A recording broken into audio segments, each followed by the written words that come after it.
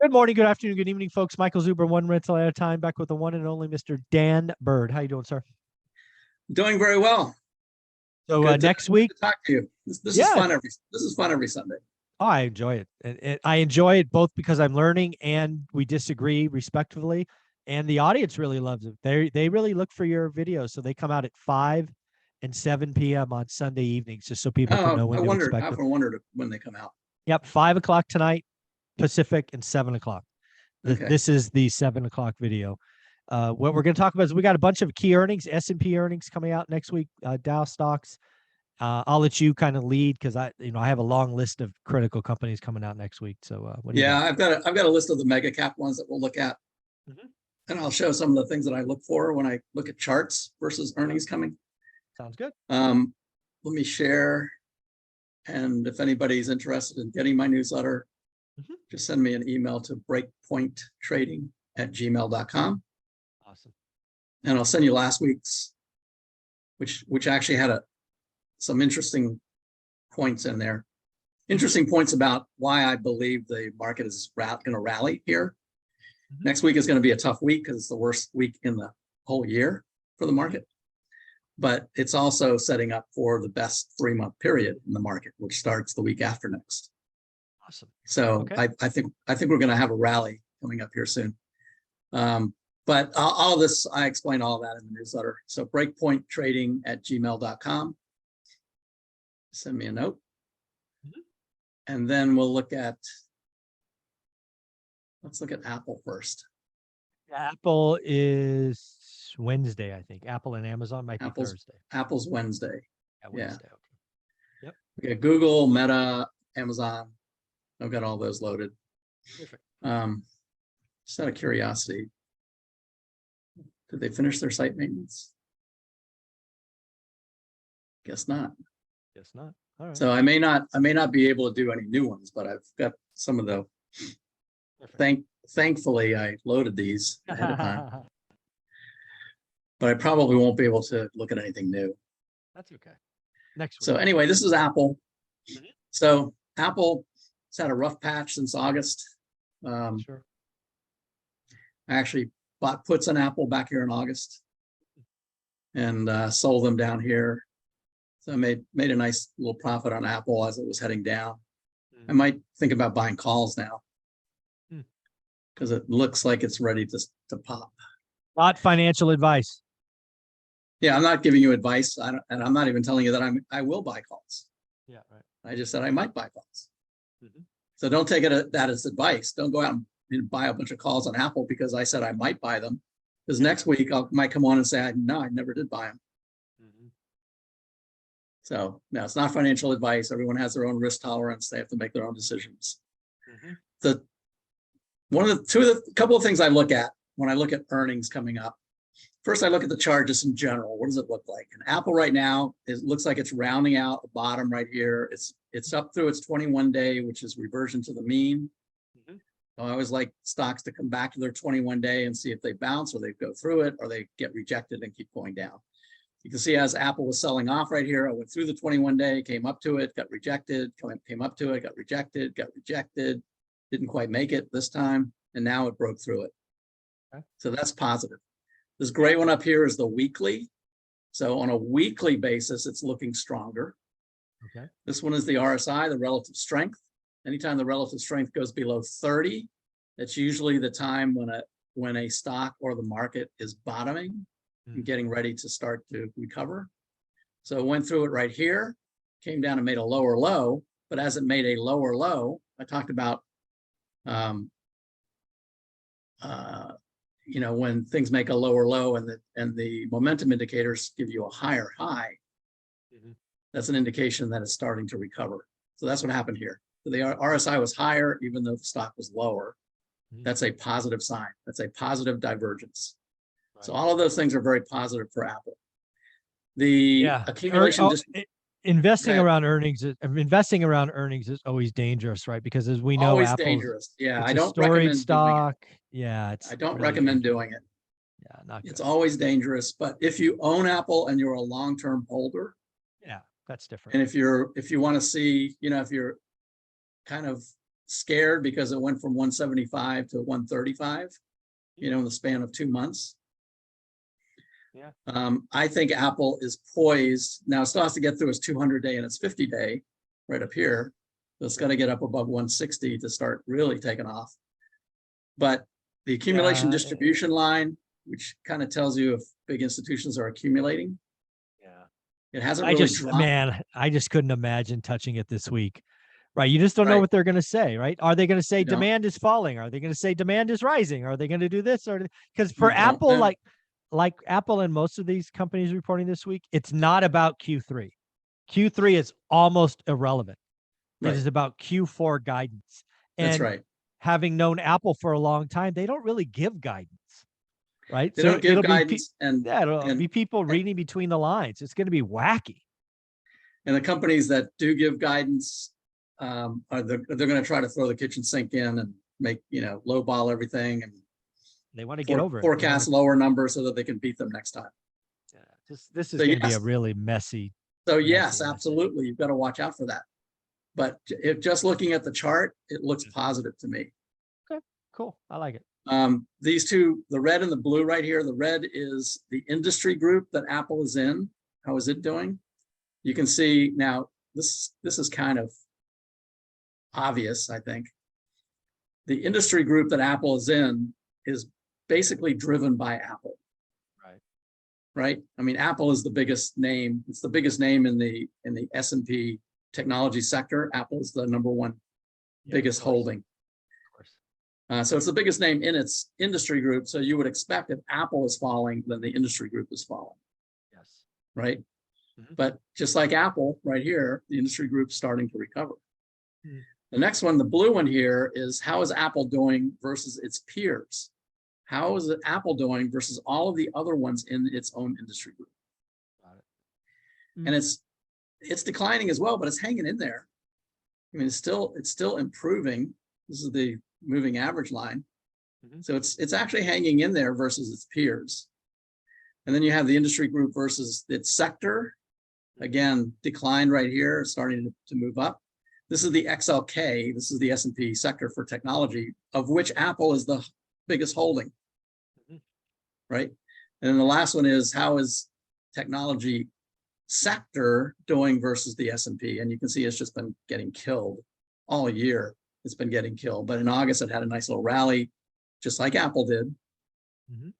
And then it sold off. So these top two up here is what I look at, and the accumulation distribution line. So my take on Apple is they will probably have positive earnings, positive numbers, but we don't know what they're going to forecast. Yeah, it's all about the forecast. Here's Google. Google looks kind of similar. Had a big sell-off in August, just like Apple. Came back. It was 21-day, once, twice, 3 times, 4 times, and then broke through. Barely broke through. But it had a nice up day on Friday. But its accumulation distribution doesn't look too good. Right. And its industry group does not look good, although it is outperforming its peers in its industry group. So Google is outperforming, but everything else in accumulation distribution is going down. So I would bet that Google is going to miss. Oh, wow. Okay. All right. So we'll see. We'll see what happens. That's cool. You're making these calls, but just simply based on charts. I like it. Just based on the charts. This is Biogen. Biogen reports too. Now, Biogen had a huge, look at the volume on this. What the heck happened that day? They announced a cure for Alzheimer's. Cure? A cure for Alzheimer's. Well, let me say, they've already announced the cure, that they have it. They announced that the FDA has approved them going through the trials for it. So okay, got it. So it's not ready for the market yet, but all of the steps that they have to take to get it ready are looking very positive. All right. Well, good for them. All right. So that's what happened. I hope it works. I hope it works. A lot of people do. So it had a nice bounce right here, and then it pulled back, just kind of moving sideways. The accumulation distribution line all the way back here is from June, from the June bottom. Remember that? Yeah, I do. Yeah. It's just been killing its accumulation distribution. Yeah. Big institutions are accumulating this one hand over fist. Wow. They want as much of this as they can get. So its industry group is, nothing too impressive, kind of going sideways. But Biogen is seriously outperforming all of its peers. Yeah. So Okay. I think Biogen is going to have a positive earnings, and I think it probably is going to have a bounce Okay. in the stock. Here's GE. GE again, the chart looks great.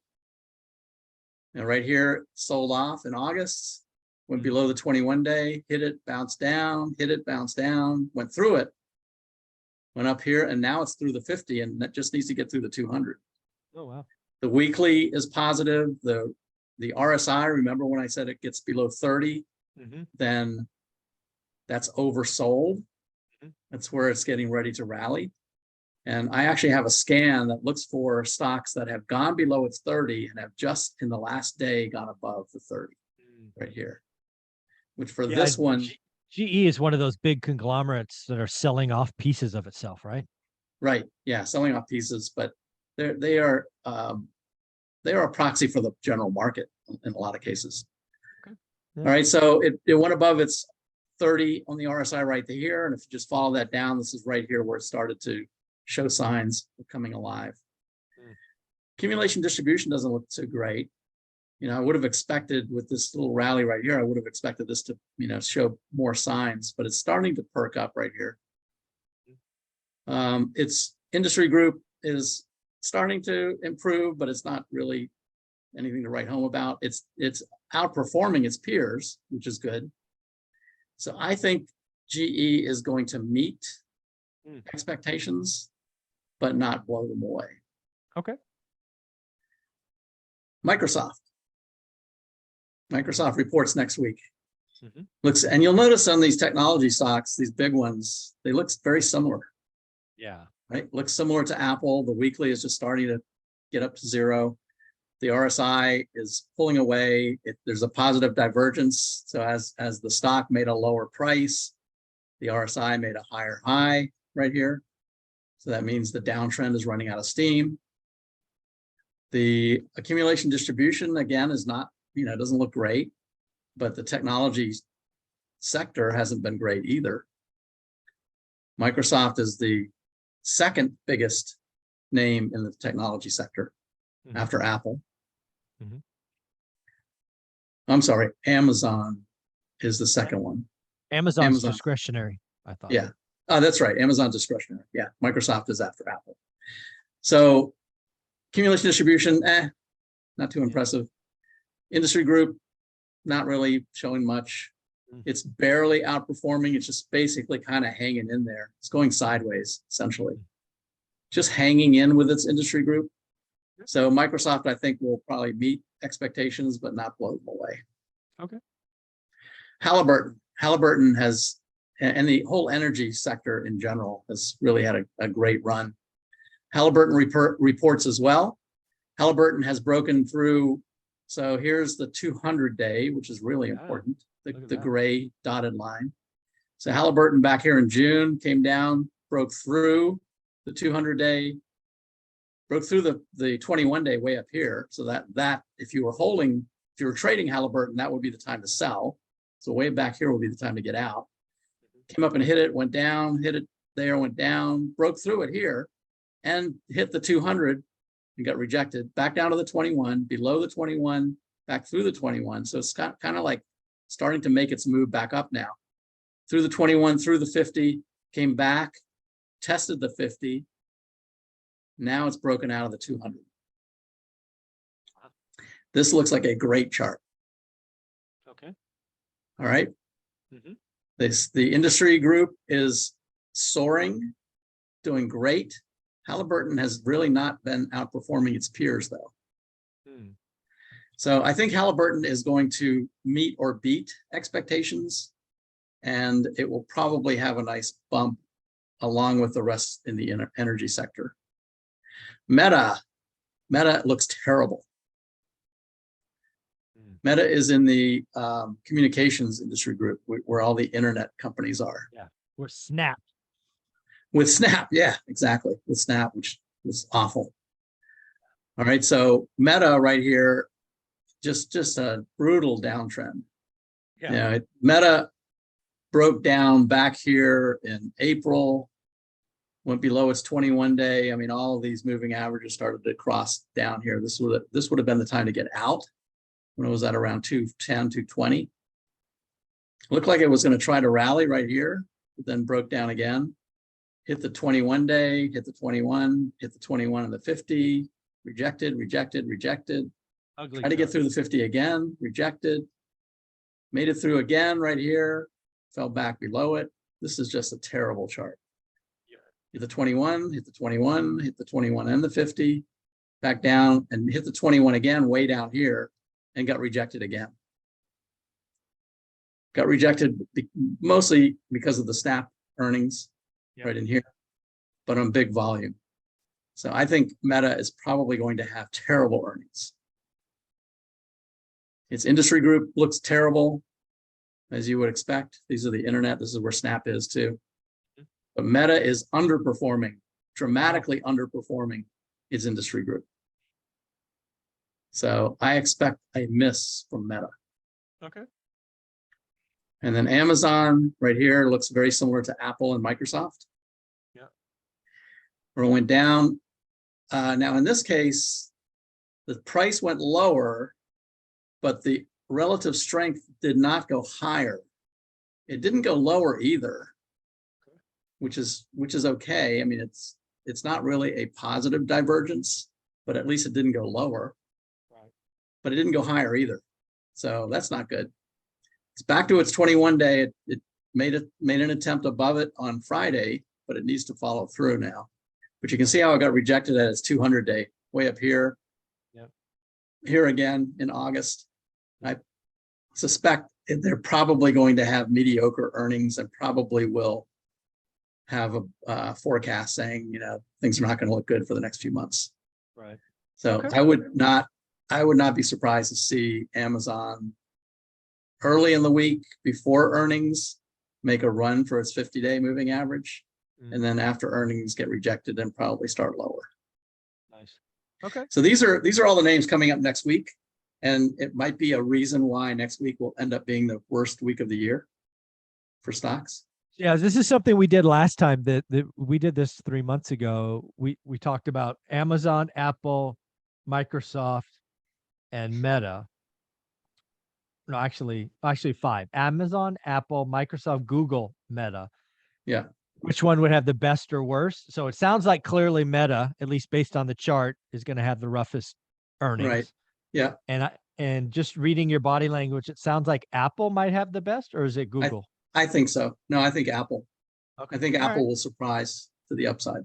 And again, it's just all based on the chart, which is really, really interesting. So just based on the chart. Right. All right. This is, let's see what else there is. These are the mega cap stocks. So this is Friday. We got Exxon, Chevron, AbbVie. Thursday, we got Amazon, Intel, yeah. McDonald's, Caterpillar. MasterCard. Caterpillar's one you were interested in. Yeah. Yep. T-Mobile, MasterCard. They're all reporting on Thursday. On Wednesday, we got Apple, Bristol Myers, Thermo Fisher, and Meta on Wednesday. And then on Tuesday, we got Google, Raytheon, Microsoft, Coca-Cola. Coca-Cola, I think will do great. Yeah, I think so too. UPS. Pepsi. Yeah. Oh, UPS could be interesting. Yeah, Pepsi is UPS will be an interesting one to watch because they are kind of a proxy on the economy too. And FedEx, horrible. FedEx they warned. pre-announced. Yeah, FedEx. Yeah. So how are they going to do? FedEx warned. So how's UPS going to do? And then Visa and Texas Instruments coming up on Tuesday. Very cool. Very cool. Well, Dan, do me a favor. Show your newsletter one more time. None of this is financial advice. This is just two guys talking on the internet. So do your own homework. Yep. So breakpointtrading@gmail.com. Send me an email and I'll send you last week's newsletter and add you to the list. And if you ever want to get off of it, just send me a note and I'll take you off. I just got one just before we started. A guy sent a note saying, thanks a lot. The information is great, but could you please remove me? I'm like, Some sure. people just, yeah, no problem. Watch this. Delete. Yeah, it's easy. Yeah, it's easy to remove.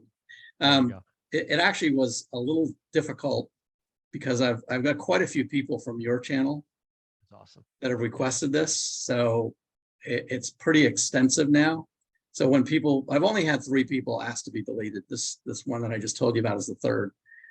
But before it was hard to find them in all the lists that I have. Yeah. So now I've had to code your lists so that I can find people again. There you go. So, Well, that's fun. It's a fun problem to have. Well, thank you for all Yeah. you do. We will talk next week. Should be fun. all right. Sounds good. Have a good weekend. You too, man. Bye. Take care.